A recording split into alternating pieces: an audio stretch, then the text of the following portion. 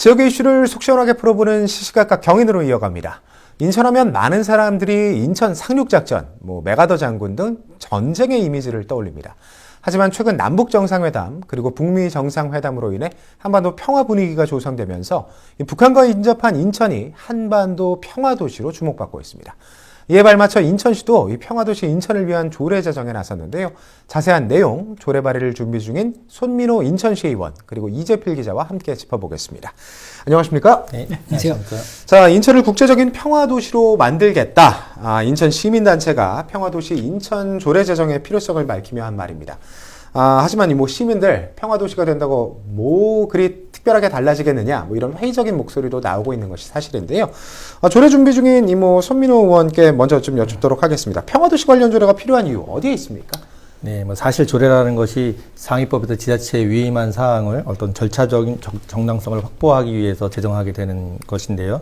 통일, 외교, 안보 이런 분야는 아시다시피 하이폴리틱 분야로서 국가 정책적인 문제잖아요. 네네. 그러다 보니까 시민, 특히 인천 시민과는 무관한 그런 얘기로 우리가 느끼기 쉽고 그럼에도 불구하고 우리가 정권에 따라서 남북 정상회담이 이번처럼 이렇게 열리면 평화 통일이라도 될 것처럼 막 들떴다가 또 금강산 총기 사건이라든지 연평도 포격이라든지 이런 사건이 있으면 또 작은 한 가지 사건으로도 마치 또 전쟁이 날 것 같은 이런 분위기들이 조성되고 하잖아요. 그래서 어떤 남북 관계의 경색 또는 북미 관계의 경색 이런 것들에 구애받지 않고 상시적으로 우리가 좀 평화와 통일을 향해서 뭔가 할 수 있는 것들이 필요하지 않겠나 하는 생각에서 이런 조례 제정에 나서게 됐고요. 남북 문제에서 사실 가장 중요한 것이 상호 신뢰의 문제 아니겠습니까? 근데 이 신뢰라는 것이 국가적 신뢰도 중요하지만 어떻게 시민과 시민들이 서로 신뢰할 것인가 하는 문제도 상당히 중요한 문제라고 생각을 하고요. 그래서 평화 공존에 관한 메시지를 우리가 북한과 그리고 또 세계에 계속 지속적으로 전송하는 일이 중요하다고 생각되고 그것들이 우리 시민들이 할 수 있게 하는 것들을 이렇게 조례로서 표현하는 것들로서의 필요성이 있다고 생각합니다. 네, 알겠습니다. 인천시, 특히 서해오도를 비롯한 이런 도서 주민들 같은 경우에는 남북 관계에 따라서 냉탕과 온탕을 반복하는 그런 생활이 계속해서 좀 반복이 됐는데요. 이번 평화도시 조례 좀 주목을 해봐야 할 것 같습니다. 자, 그런데 이재필 기자, 기존에도 이렇게 인천시에서 남북 평화 교류 그리고 평화 관련 조례가 있다면서요? 네, 기존 인천시에는 이미 3개의 남북 평화 관련 조례가 제정이 되어 있는 상황입니다. 아, 그렇군요. 네, 먼저 2004년에 제정된 남북 교류 협력 조례가 있습니다. 정부의 통일 정책 사업을 지원하고 관련해 시의 사업을 효율적으로 추진하는 것을 골자로 하고 있습니다. 그 다음으로 2009년 제정된 북한 이탈 주민 정착 지원에 관한 조례가 있습니다. 조례명에서 알 수 있다시피 인천시에 거주하는 북한 이탈 주민들을 지원하는 것이 주요 내용입니다. 마지막으로 2011년 제정된 통일교육 활성화 조례가 있습니다. 시민들을 대상으로 한 통일교육 활성화와 이와 관련된 교육센터 설치 등을 주요 내용으로 하고 있습니다. 네, 그렇군요. 자, 지금 이재필 기자 이야기를 들어보면 이미 인천시의 남북교류 협력 조례, 그리고 북한 이탈 주민 정착 지원 관련 조례, 그리고 통일교육 활성화 조례 등 3개의 조례가 있는데, 자, 이 손민호 의원께 여쭙겠습니다. 이 같은 조례가 있음에도 또다시 이번 평화도시 조례 제정이 필요한 이유, 어떤 차이점이 있나요? 일단 평화도시 조성에 관한 조례는 지금 말씀하신 조례 중에 남북교류 협력에 관한 조례, 그다음에 통일교육 활성화에 관한 조례는 이제 통합을 하게 되고요. 그리고 계속 반복되지만 남북관계 상황에 따라서 의존적이었던 이런 자치단체 사업을 어떻게 일상적인 평화를 확보하는 데까지 그 폭을 넓혀볼 것인가, 남북 또는 북미 관계 변화의 의존성에서 벗어나서 국내외 도시 간의 어떤 평화연대 사업, 또 서해 평화포럼 등 바다를 매개로 한 도시 간의 어떤 평화바다 구상 사업 등 상시적으로 평화운동과 평화행사들을 통해서 인천 시민들이 평화의 객체가 아니라 평화의 주체로 나갈 수 있는 것을 모색하는 데 이 조례의 가치와 어떤 차별이 있다고 생각합니다. 네, 인천시가 주체가 돼서 스스로 평화도시의 기운을 좀 만들어내겠다, 이런 이야기신 것 같은데요. 자, 과연 조례에 어떤 내용이 담길지 좀 궁금합니다. 자, 이 조례 제정을 가장 먼저 제안했던 게 인천 지역 시민사회 단체들인데요. 자, 이재필 기자, 이 시민단체에서 어떤 내용 담을 것을 주장하고 있습니까? 네, 시민사회 단체 강조하는 것은 딱 크게 2가지입니다. 앞서 의원님께서 말씀을 하셨지만 급변하는 남북 기류에 휩쓸리지 않아야 된다라는 게 첫 번째 주장입니다. 남북 관계는 그동안 훈풍이 불었다, 급냉했다, 냉탕과 온탕을 오고 가고 급변했지 않습니까?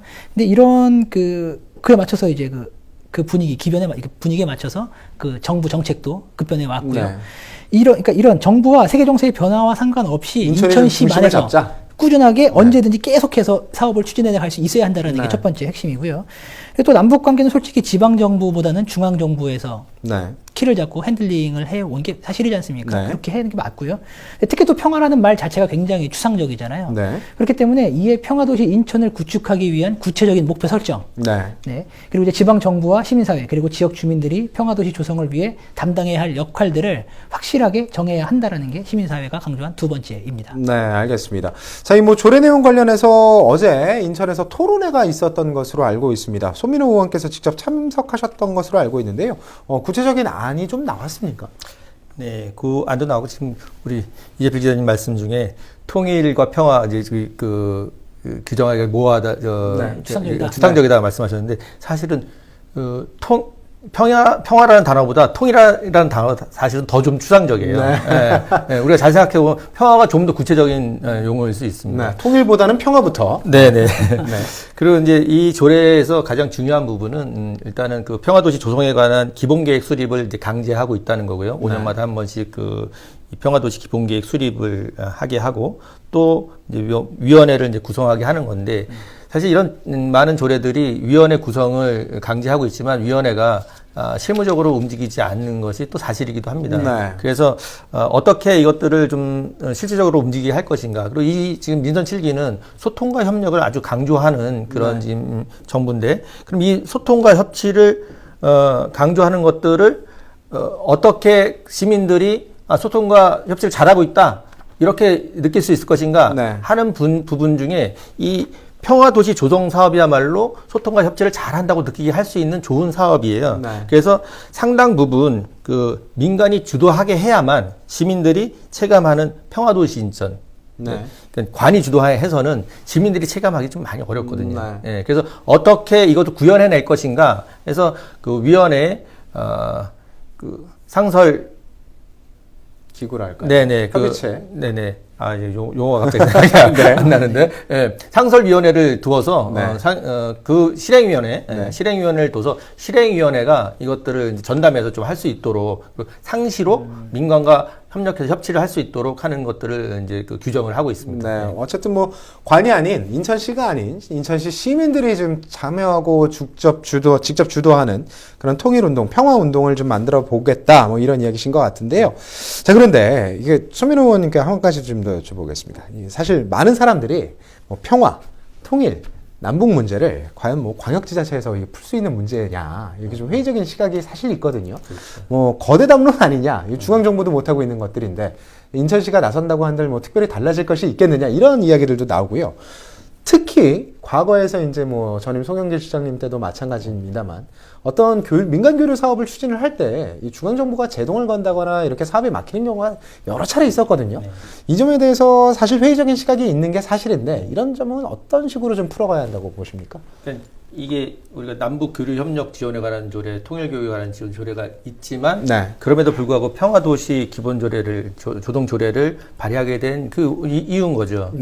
우리가 지금 남북 교류, 통일 여기에 방점을 두고 있으니까 그게 거기에 의존적일 수밖에 없고 그건 또 역시 국가 정책적인 사항이고 우리는 뭐 할 것이 별로 없는. 그래서 우리가 그런 것들을 통일 뭐 이런 것들 상정하게 되면 우리가 얘기하기가 좀 어려워요. 그래서 그 서해 평화협력지대 추진 사업은 그러니까 해당 지자체로서 그 시민의 평화적인 삶도 보장하고 또 이런 것들을 국가 정책에만 맡겨놓을 게 아니라 주민 의견을 직접 수렴해서 국가 정책에 또 반영하게 해야 되는 책무도 지자체에 있는 겁니다. 그래서 우리가 그 평화도시 선언을 하고 그 다음에 국내 평화도시와 교류 협력을 통해서 평화를 어떻게 정착시킬 것인가, 그리고 평화 공존을 북한과 어떻게 공존해 갈 것인가, 그 다음에 평화 통일로 어떻게 이렇게 단계적으로 실천해 나가는데 이거를 어떻게 담보할 수 있는가, 이런 사업들을 안정적으로 진행하게 할 것인가, 이런 것들을 우리가 담보하기 위해서 이 조례가 시급한 거고 또 중요한 의미를 갖게 됩니다. 알겠습니다. 뭐 그러면 일단 거대 담론 전에 이 평화, 노력 이런 것들이 좀 먼저 우선되어야 한다. 뭐 이런 입장이신 것 같은데 조금 더 좀 구체적으로 들어보겠습니다. 사실 이 뭐 과거 중앙정부 주도에서 좀 벗어나려면 인천만의 특색 있는 이 평화 사업 이런 것들이 좀 필요할 텐데요. 현재 조례로는 뭐 남북 관계 상황에 매우 의존적인 게 사실 아니겠습니까? 네. 이번 이 평화도시 조례가 만들어지면 과연 인천시에서 독자적으로 좀 추진해 볼 만한 사업은 어떤 것들이 있겠습니까? 요코하마시 예를 하나 들면요. 네. 요코하마 시장이 매년 시장 명의로 된 비핵화를 촉구하는 서신을 핵을 보유하고 있는 각국의 정상들에게 발송을 합니다. 아, 일반 지자체에서? 네. 네. 격이 같아지는 거죠. 네. 네. 그러면서 이를 통해서 다양한 평화도시 행사들이 열리게 되고요. 네. 네. 인천 같은 경우는 민선 5기에 진행하다가 중단된 우리 서해 평화 포럼 네. 같은 사업들을 재가동해서 평화 바다를 중심으로 한 사업들이 가능하다고 생각을 하고요. 네. 통일 안보 중심의 어떤 교육 사업을 평화 교육 중심의 평화를 교육하는 것들로 중심을 좀 이전해 볼 수 있다고 기대할 수도 있겠고요. 또한 시민 단체들이 주장하고 있는 어떤 연평도를 중심으로 한 해상 파시 같은 네. 것들을 통해서 이런 좀 다양한 사업들 진행해 볼 수 있지 않을까 이렇게 생각하고 있습니다. 네, 잘 알겠습니다. 자, 시시각각 경인 인천 평화도시 조례와 관련된 이야기 함께 나눠보고 있습니다. 자, 이재필 기자, 뭐 최근에 올 상반기에 뭐 연평도도 직접 들어갔다 오고 했는데. 자, 무엇보다 이번 인천 평화도시 조례 만들어지면 뭐 인천이 사실 최근에 이 서해 평화협력 시대, 뭐 동북아 중심 도시 이런 것들 강조하고 있지 않습니까? 최근에 이 박남춘 시장의 구상하고도 좀 어떻게 보면 궤를 같이 하고 있는 것 같은데 평화도시 관련해서 박남춘 시장도 많은 공약 내놨다고요? 어떤 것들 있겠습니까? 네, 박남춘 시장의 제1 공약이 바로 서해 평화협력 시대 구축입니다. 네. 세부적으로 좀 살펴보면요. 서해 평화협력청 설치, UN 평화사무국 인천 송도 유치, 인천과 해주 개성을 연계한 남북 공동 경제 자유구역 추진, 네. 그리고 아까 의원님께서 말씀하셨지만 남북 공동 어로 구역을 조성하고 북한과 인천을 땅길, 바닷길, 하늘길로 연결하겠다고 이렇게 네. 공약을 했습니다. 우선 공약을 보면 지역보다는 중앙의 의지와 역할이 중요한 이런 공약 그렇죠. 사항들인데요. 네. 박남춘 시장이 공약을 실현하기 위해 중앙 정부와 잘 논의하고 해결해 나갈 것으로 기대하고 있습니다. 네. 근데 이번에 지금 이제 추진하는 이제 인천 평화도시 조례는 이 박남춘 인천시 정부가 공약을 이제 이행함에 있어서 이 정부와의 조율을 뒷받침하는 근거 그리고 네. 서해 5도 주민들의 지원과 평화도시 구축을 위한 이제 시 정책의 근거로 역할을 하지 않을까 그렇게 생각을 합니다. 네, 잘 알겠습니다. 자, 뭐 박남춘 시장의 공약 지금 뭐 앞서 이재필 기자가 이야기했듯이 서해 평화협력청 설치, UN 평화사무국 인천 송도 유치, 인천, 해주, 개성을 연계한 남북 공동경제 자유구역 추진. 자, 뭐 상당히 이렇게 좀 거창한 내용들이 많이 있습니다. 사실 이 뭐 인천시 힘만이 아니라 중앙정부의 지원이랄까요? 이런 것들이 좀 반드시 필요할 것 같은데, 자, 소민호 의원님께 좀 여쭤볼게요. 뭐 중앙정부 지원도 필요하겠지만 이 박남춘 시장의 공약 좀 어느 정도까지 실현이 될까? 그리고 뭐 인천시에서 조례로 지원하면서 어느 정도까지 지원할 수 있을까? 뭐 사실 좀 궁금하거든요. 좀 어떻게 전망하고 계세요? 조례가 그런 것들을 다 포괄해서 뭐 지원하게 하는 조례가 있다면 그것보다 더 좋은 조례가 네, 없겠죠. 네. 네. 하지만 조례가 이 세부적인 부분과 광범위한 부분을 다 포괄하고 있기 때문에 네. 뭐 대부분의 공약 사업들을 추진하는 데는 지지하는 데는 문제가 없다고 생각을 하고요. 네. 향후 우리 서해 평화청의 인천 유치, 그 다음에 문재인 정부의 어떤 한반도 신경제 구상의 황해 벨트와 적경지역 벨트 이런 사업들을 추진하는 데 있어서도 인천시가 인천 시민의 요구를 수렴해서 네. 그것을 국가 정책에 어떻게 반영시킬 것인가 하는 것에 또 좀 중요한 방점이 있다고 생각을 해요. 네. 그럼 국가 정책이 가는 대로 지켜만 보고 있을 수는 없잖아요. 네, 네. 그래서 이 조례들이 시민들의 의견을 수렴해내고 그것들을 정책에 반영하는데 또 일조를 할 거라고 생각을 하고 우리가 아까 지금 UN 기구, 네. 유엔 평화 기구 이제 유치 문제도 네, 잠깐 언급하셨지만 네. 이미 UN 기구가 16개 기구들이 지금 송도에 네, 송도에 지금 들어와 있습니다. 어떤 평화사무국까지는 아니고 일단 주요 기관들이 좀 들어와 있다는 말씀이신 거죠? GCF라든지 뭐 이런 것들 우리가 네. 알고 있는 것들이 여러 단체 들어와 있잖아요. 네. 근데 이 평화 도시를 조성하는 것이 그런 것들을 유치하고 또 우리 시민들이 그런 부분에 관심을 갖게 하고 그리고 저도 사실은 16개나 들어와 있는지 이 시의회 가시는 걸 몰랐어요. 네. 그럼 시민들이 어떻게 이제 인천 시민 뭐 우리 이 박남희 시장님 인천 특별 시민을 하시겠다고 그러는데 네. 저는 이미 세계 시민이라고 봐요. 네. 네. 그럼 어떻게 인천 세계 시민으로서 세계 평화에 어떻게 기여할 것인가 이렇게 우리가 큰 아젠다를 치고 나가다 보면 사실은 남북 관계라는 것은 통일 문제라는 것은 조금 더 작은 문제로 접근될 수도 있는 것이라고 볼 수 있을 거라고 생각합니다. 어쨌든 조례가 모든 것을 다 해결해 줄 수 있는 요술방망이가 될 수는 없지만 네. 이 박남희 시장님의 공약 사업들 이런 것들을 지원하기에는 뭐 그렇게 뭐 부족한 건 없을 것이다. 네, 잘 알겠습니다. 뭐 앞서 이야기 나왔다시피 뭐 서해 평화 협력 시대 동북아 중심 도시로서의 인천 구상을 위해서는 이 평화도시 조례 좀 뭐 반드시 지금 지원이 되어야 할 것 같은데요. 사실 이 해당 조례 유명물이 좀 이 조례가 사실 사문화되지 않고 좀 제 역할을 다하기 위해서는 앞으로 어떤 노력들이 필요할까요, 이재필 기자? 네, 많은 지역에서도 비슷한 조례를 발의했지만 그 역할을 하지 못하고 사그러진 경우가 많이 있었습니다. 네.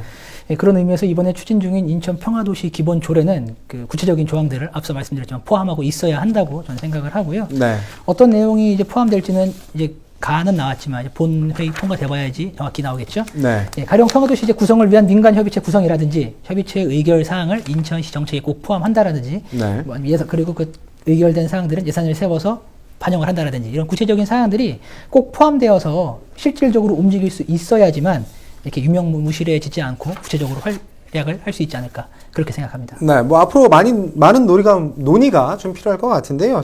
손민호 의원께 좀 여쭙겠습니다. 현재 조례 대표 발의안 뭐 준비 중이시라고 제가 이야기 들었는데요. 언제쯤 뭐 구체적인 좀 안이 나올 수 있을지 궁금합니다. 조례안은 이제 구체적인 안이 다 이제 나왔습니다. 네. 그래서 이제 세부 문구도 다 조정이 되었고요. 그래서 다음 주에 조례 동의하는 의원님들과 협의를 거쳐서 공고가 될 예정입니다. 네. 뭐 마지막으로요, 시민 여러분들께 네. 이번 평화도시 조례 관련해서 좀 한 말씀, 뭐 많은 관심 가져달라. 뭐 카메라 보시고 한 말씀만 좀 부탁드리죠. 지금 네. 1번 카메라. 네. 네. 우리가 이 평화의 문제는 이 평화 없이 살 수는 사실은 없거든요. 네. 예. 이번에 제주도에 예멘 난민 문제가 크게 부각이 됐는데 예멘 난민 문제의 그 기저에는 예멘의 전쟁 상황이 기저에 있는 거거든요. 전쟁 상황이 없었다면 예멘 난민 문제가 발생하지 않았을 겁니다. 그래서 이 평화라는 것이 특히 우리 지금 여기 이 내륙에 있는 인천 시민들은 그렇게 또 크게 느끼지 못할지 모르겠지만 우리 옹진군이라든지 강화군에 사시는 인천 시민들은 이게 다 생존에 관한 문제입니다. 그래서 우리 인천 시민들께서 평화에 관해서 또 함께 고민해 봐주시고 또 동참해 주실 때 이 조례가 크게 빛날 거라고 생각합니다. 네. 시민 여러분들의 많은 호응을 기대하겠습니다. 네, 오늘 말씀 감사합니다. 네, 감사합니다.